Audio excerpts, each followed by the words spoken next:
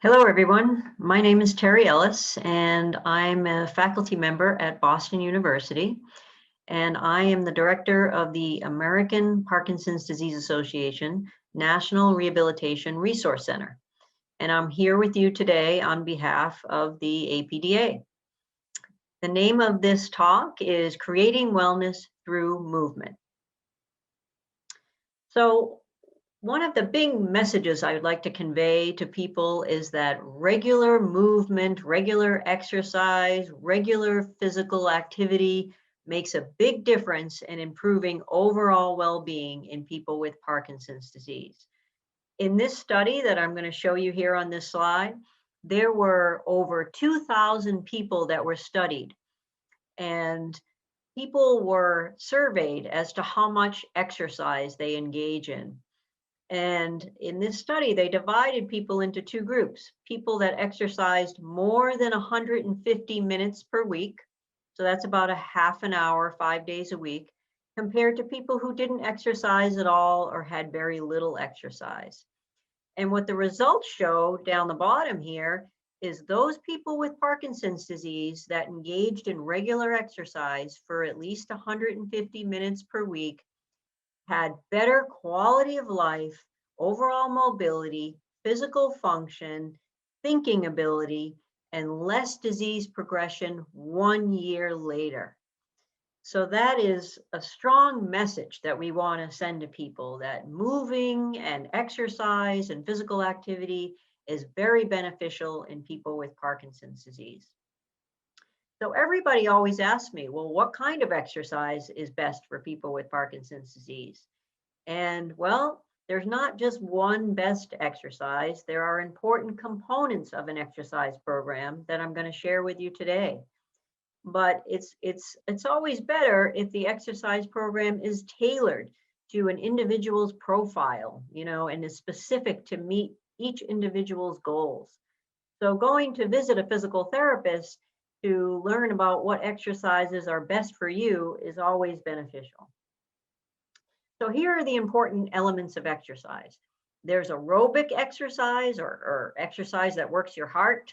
There's strengthening or resistance exercises in which you're using weights. There's balance exercises, which involves different kinds of ways to challenge balance, and stretching exercises to improve flexibility. And what you can see here is examples of all of those. And one of the things I want you to sort of be able to take away is there's lots of different options. There's lots of different ways to get aerobic exercise and different ways to strength train and balance train and do flexibility exercises. And that's good news because it allows people choice. So let's talk about each one of these very briefly. With aerobic exercise, that exercise that gets your heart pumping and gets you sweating and gets you a little bit out of breath. And the way to know if you're engaging in aerobic exercise is a couple different ways. You could do the talk test, for example. If you're exercising at a moderate intensity, you should be able to talk but not sing. If you're engaged in high intensity or vigorous aerobic exercise, then it's really hard to talk. You can only get out a few words at a time.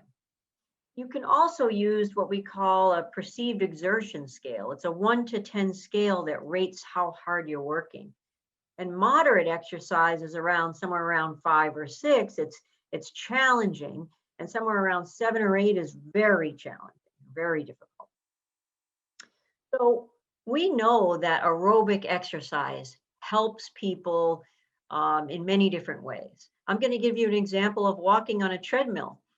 Some people with Parkinson's might notice that with walking, with continuous walking, you might feel as though the walking gets slower with smaller steps over time. Walking on a treadmill can be beneficial because the belt moves underneath you and serves as a pacer. And it keeps you, it sort of allows the steps to continue in a way that doesn't allow you to slow down. And the benefits are things like faster walking speed and bigger steps and improved motor symptoms, better daily function, and better well-being or overall quality of life. A lot of people say, well, does it have to be walking on a treadmill? What if I want to ride a stationary cycle? And that's great. There's evidence that the studies that have been done suggest that you can get benefits on either one of these, that it doesn't seem to be the mode of exercise that matters. It seems to be about the intensity of the exercise or how hard you're working. And so people that have trouble walking on a treadmill can cycle, or people that just like cycling better can do that, or people who like walking can choose walking. There's also music. Some people find that if walking slows down, music is another way to help keep walking at a sort of optimal cadence or an optimal pace. So this is a gentleman here on the left who is walking without any cues, without any music. And the same gentleman on the right is now walking at Okay, turn around right there, Walter, and do that again. beats per minute. So you can see here with the music, the gentleman on the right here is walking faster. His arms are swinging, he's taking big steps. Music helps with entrainment. When you have music, it allows people with Parkinson's disease to entrain or lock into the beat, which helps the quality of walking improve. Also, strengthening exercises can be very beneficial. And that can be using some sort of dumbbells or the machines at a gym, or there are many different ways to strengthen. Even just body weight without any specific weights can be beneficial. And so strengthening helps with improving strength itself, motor symptoms, daily function, and quality of life. So there's lots of reasons to engage in that as well. And like I said, it doesn't have to be fancy. It can be done at home. You don't need any equipment. This is just an example of standing up and sitting down from a chair, and that works to strengthen the muscles in the legs. There's also evidence to suggest that stretching is important. Now, stretching is particularly beneficial in people with Parkinson's who have a lot of rigidity or stiffness. And stretching can improve overall range of motion and flexibility.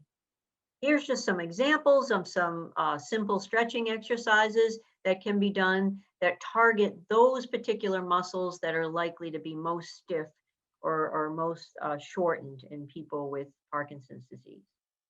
There's also quite a bit of evidence showing the importance of balance exercises.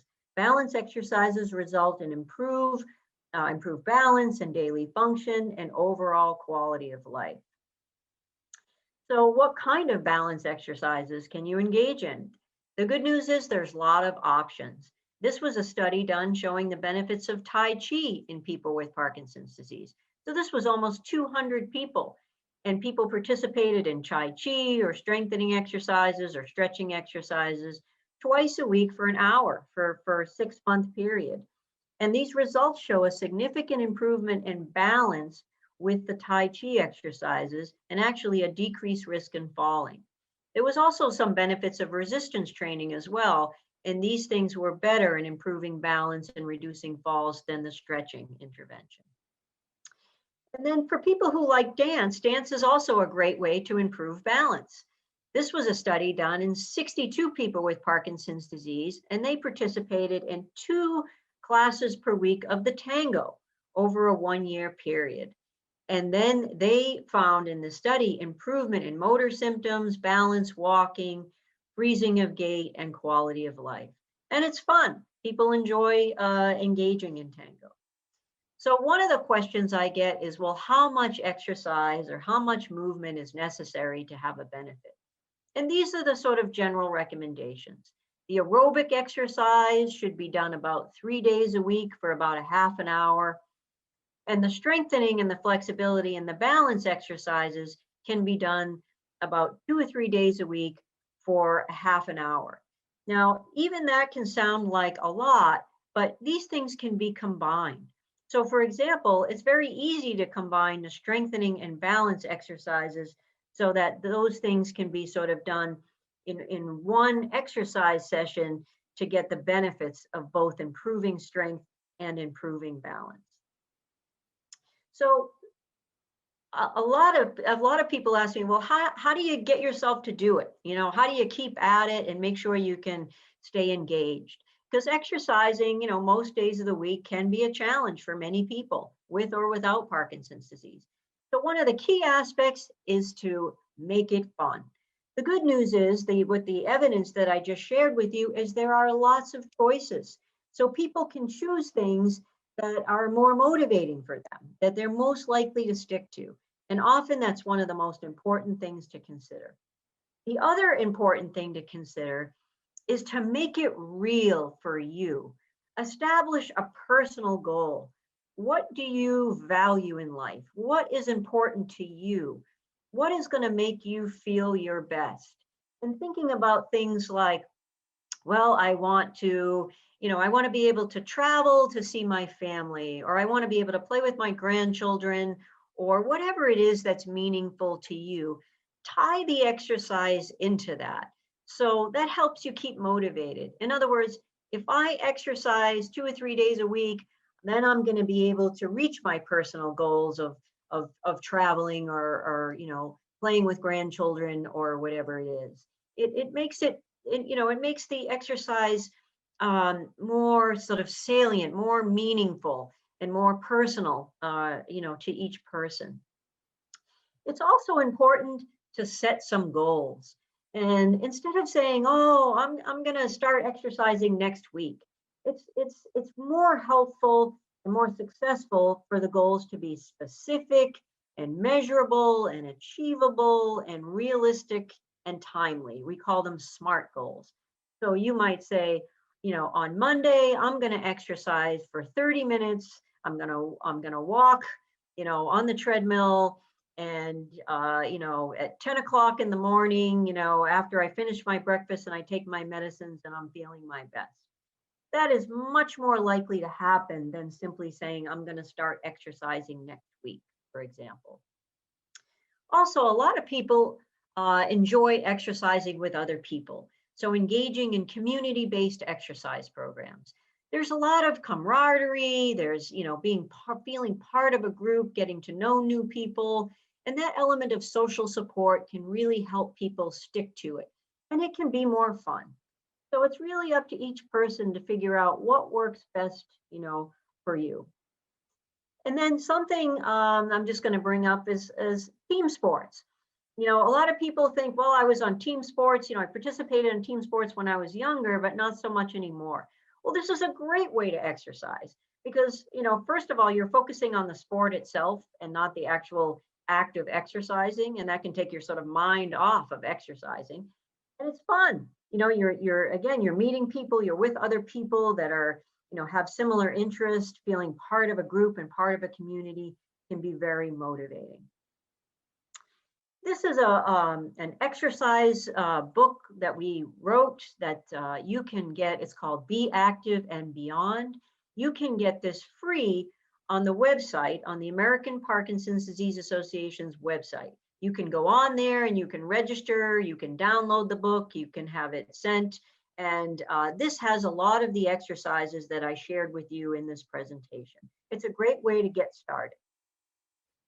So if anybody has any questions after this presentation and you'd like to learn more about exercise, please feel free to reach out to us at our National Exercise Helpline at 1-888-606-1688, or you can email us at rehab@bu.edu. It's been a pleasure talking with you. Have a great day.